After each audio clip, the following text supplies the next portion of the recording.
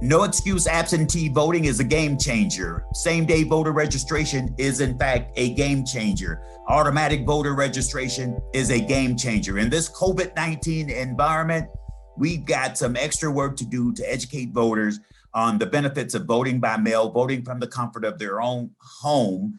You don't necessarily have to go to the poll. You can if you choose, but you don't need to. In fact, 2.5 million voters participated in the process on Tuesday, August 4.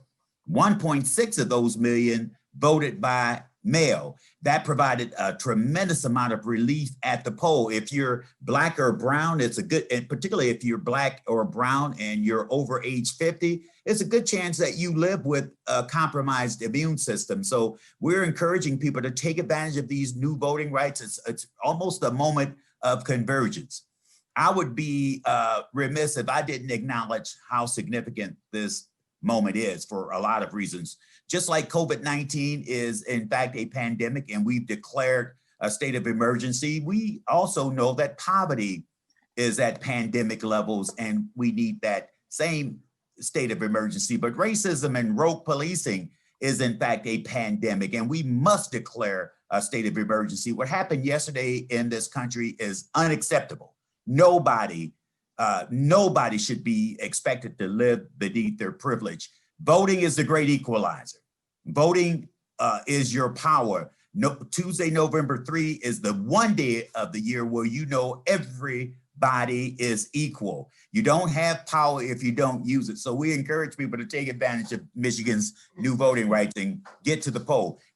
We've taken a look around the country at various best practices. So you're hearing more and more conversations about ballot drop boxes. You're hearing more and more conversations about ballot tracking technology. And we're encouraging all of you, develop a relationship with your local clerk. The clerk is queen or the clerk is king. They need every bit of help in the city of Detroit. In fact, Detroit needs at least 6,000 poll workers, at least 6,000. And I happen to know that the compensation is anywhere from $250 to $750 for each day, plus an additional $100 in hazard pay, depending on which position you make application for.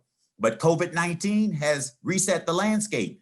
The average poll worker, Clerk Winfrey and I have been on several calls together, as you might imagine. And Clerk Winfrey highlighted that the average poll worker in Detroit is age 65. We were on several other conference calls or Zoom meetings from around the state, and a small community like Sturgis, the average worker is 75. COVID-19 says the paradigm is different. We need 20-somethings and 30-somethings and 40-somethings to get in the game and become election season workers. And if you notice, I very deliberately refer to this election as an election season because we can't promise you that we will absolutely know the election results by 10 p.m. news or 11 p.m. news based on the increase we anticipate in absentee ballots. If you don't hear anything else, I want you to take advantage of our website, michigan.gov/vote. We've been very deliberate, Jametta, to make sure that that website is user-friendly. You can go to our website. It will tell you exactly where your polling place is. It will tell you exactly if the closest drop box. Today is the statutory deadline for ballots to start on their way to absentee voters. In fact, I'm pleased to announce that I received my absentee ballot yesterday. In fact, I have it sitting right here next to where I am. Detroit is going to send out way over 100,000 absentee ballots. We just want people to take advantage of it. But if you go to our website, not only will it tell you your polling place, it will tell you your the status of your absentee ballot. It will tell you if or not you've made application. If you sign up for ballot tracking, that's another tremendous resource that you can take advantage of. Ballot tracking, just like the relationship you have with the airline, ballot tracking will let you know if or not your ballot has been mailed to you. It will let you know the day that your ballot has been received. It will also let you know if or not your ballot has been processed. So there's some new technologies, there's some new opportunities to get engaged. And I guess the two more things I'd like to share with you, just FYI. You don't have power if you don't use it.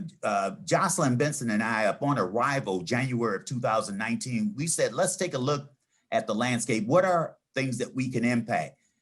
We looked over at the Michigan Department of Corrections. We saw where some 9,000 residents return home every year.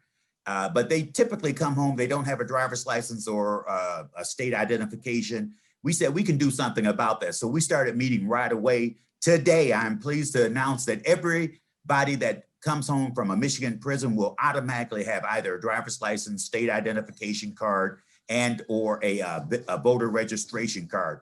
That is especially significant because we need to remind our various constituents that your right to vote in Michigan is automatically restored if you serve time in any jail or prison across this state. As long as you're not behind bars on election day, your right to vote is automatically restored. We also started another initiative called Voting Matters. We looked at the 100 low-performing precincts across the state, and we've been in and out of those various communities listening and trying to figure out why people won't vote. And I heard Vicky Kovari say a lot of the exact same things.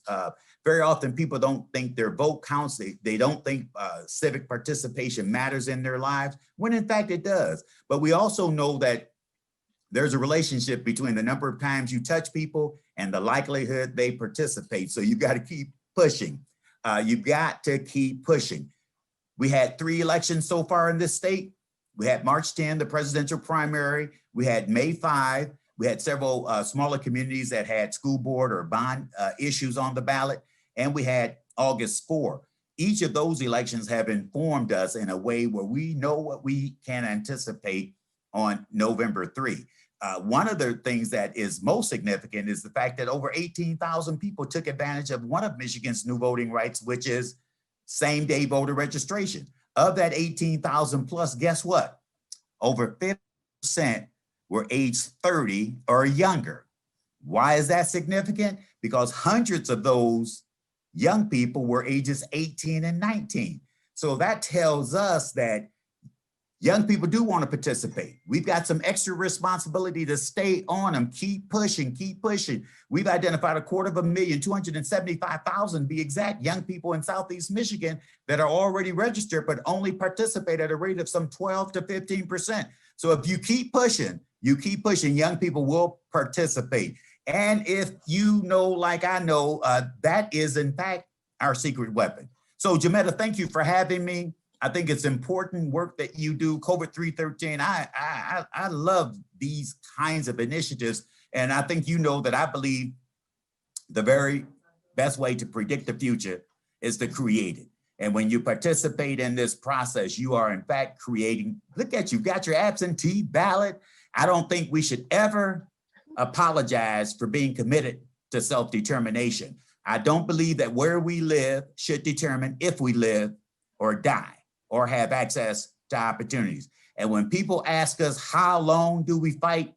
There's only one answer. We fight until we win. Thank you for having me. Wonderful, thank you. We're in a 1,000-year war, but we intend to win. So the folks on the other side, do what you're gonna do, because we're gonna do what we need to do. You can find more at onedetroitpbs.org or subscribe to our social media channels and sign up for our One Detroit newsletter.